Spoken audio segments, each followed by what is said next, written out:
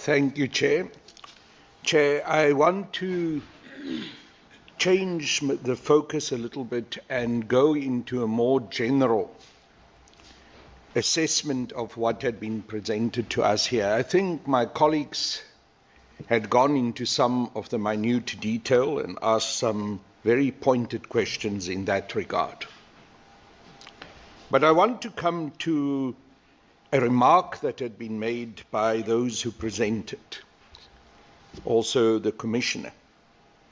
And it was about whether we are winning or we are just managing. And this is for me the critical question that comes out of this presentation on your strategic plan and on the budget. And it takes me to slide 54, which deals with strategic risks. And you've listed 13 points there, and I'm not going to read out all of them. But you deal, amongst others, about the inadequate information communication technology issues that you are faced with, the inadequate systems for successful reintegration of offenders, and we all know that that is a serious problem because of the big reoffending problem that you are faced with. Amongst those particular points that you make, there's point 6, which deals with budget overspending and misalignment. And then it goes down to, finally, inadequate strategies to prevent and detect irregular, fruitless, and wasteful expenditure. Now, I want to align this slide with the slides where you dealt specifically with the issues of what needs to be done, about the outputs. You do so on slide 63, 73, 81, and 95. Those slides deal with issues of incarceration, of rehabilitation, and of social integration. My concern on all of these issues, Chairs, that what you say needs to be done, compared to the strategic risks that you have identified, does not tally up. And it brings me back to the comment that I highlighted at the beginning of this input from mine. You are not winning. You are simply managing.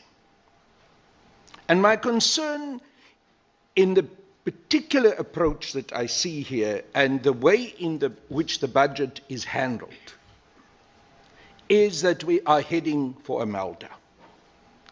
That the managing is going to end up in collapsing. And the budget doesn't provide you, first of all, with the opportunity to turn that around, but nor do I think your own strategies on how to address these problems help you to prevent that disaster. And slide 107 is a slide which is of huge concern to me because it highlights this lack of proper strategy. Because you deal with salaries and wages and other cost indicators. The cost drivers that are being given on slide 107 show me a massive over-expenditure in terms of cost of employment. But yet, we are faced with a situation where we talk about a staff shortage. We are faced with the very real reality that often are referred to by you as correctional services when you present to us about the fact that you've got too few staff to deal with the huge numbers of prisoners who are incarcerated. But yet we have this massive cost of employment. And I think it's because there is a top-heavy structure. I don't think it's because the rank and file members of the Department of Correctional Services and their performance in the department.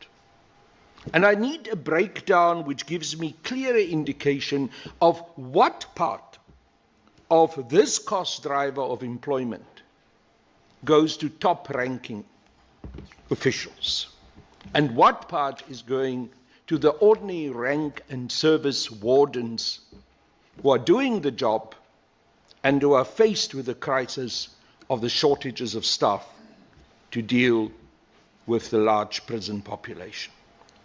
But, Chair, these strategic risks, as they are set out in slide 54, are a red light for us. And the other slides that I've highlighted in terms of the outputs that the department say it wants to achieve does not address these risks. I raised earlier in a previous